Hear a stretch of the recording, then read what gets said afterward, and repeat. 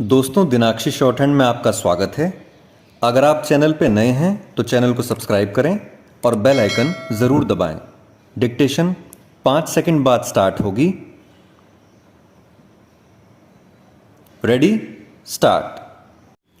महोदय, आज की बहस के दौरान मैंने हाल की घटनाओं के प्रति जो चिंता देखी है उससे यह आशंका प्रकट होती है कि यदि पड़ोसी देश द्वारा भारत पर हमला किया गया तो हम उसका मुकाबला करने के लिए तैयार नहीं होंगे।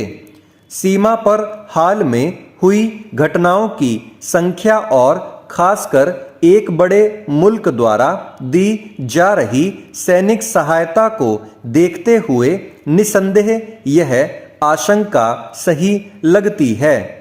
यह बिल्कुल सही है कि एक बड़े देश से आने वाली सैनिक सहायता से आज भारत की सुरक्षा प्रभावित हुई है और इसलिए हमें इस बात को ध्यान में रखते हुए ही इस स्थिति पर विचार करना है। मुझसे पहले जो माननीय सदस्य बोले उन्होंने आधुनिकतम हथियारों और अच्छे से अच्छा प्रशिक्षण प्राप्त करने के बारे में कहा। इसका सही मतलब क्या है? मैं सोचता हूं कि युद्ध के उपकरणों में जितनी उन्नति हुई है उतनी और कहीं नहीं हुई है। इसका नवीनतम और अंतिम उदाहरण परमाणु बम या हाइड्रोजन बम है। यही इस प्रक्रिया की चरम सीमा है। इसका मतलब है कि संसार की दो बड़ी ताकतों को छोड़कर और कोई देश पर्याप्त रूप से सुरक्षित नहीं है, क्योंकि उन्हीं दोनों के पास काफी परमाणु बम है। तब किसी देश की समुचित सुरक्षा की जांच कैसे की जाए? चेंज। साफ है कि यदि कोई ऐसा देश जिसके पास परमाणु बम है भारत पर हमला करना चाहे तो सैनिक दृष्टि से हम बहुत कम सुरक्षित हैं। हो सकता है कि एटम बम के इस खतरे का सामना हम अन्य बातों से कर सकें, क्योंकि जिस देश में जीवन शक्ति, ताकत और एकता है, जो देश आत्मसमर्पण नहीं करेगा चाहे कुछ भी हो, उसे कभी हराया नहीं जा सकता। इसलिए मैंने प्रायः कहा है कि एटम बम का असली जवाब अन्य क्षेत्रों में निहित है।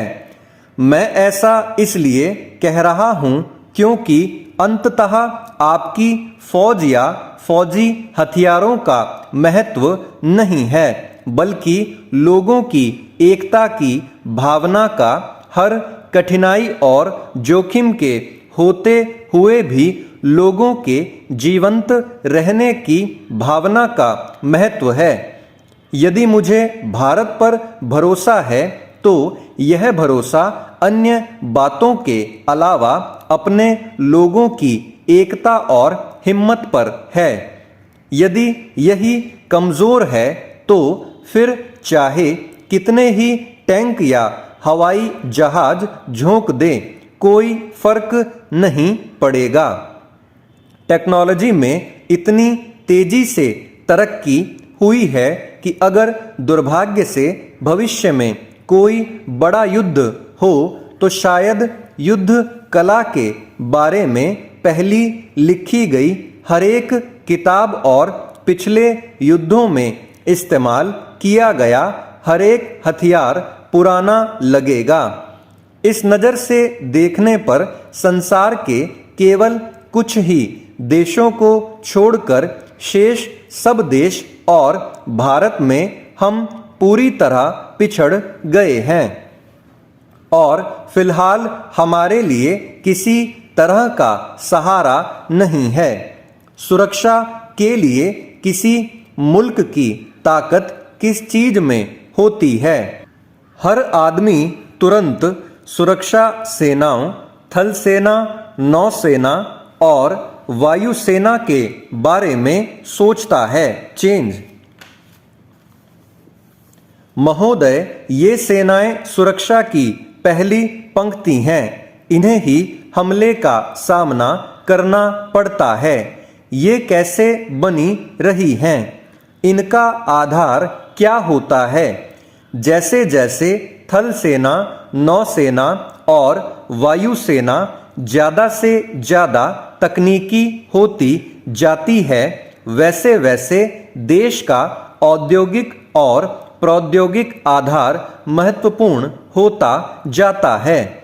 आप कोई मशीन, हवाई जहाज या कोई और बहुत तकनीकी हथियार विदेशों से मंगवा सकते हैं और किसी को उसे इस्तेमाल करना भी सिखा सकते हैं, लेकिन यह सब ऊपरी सुरक्षा है, क्योंकि इसके लिए आपकी प्रौद्योगिक पृष्ठभूमि नहीं है।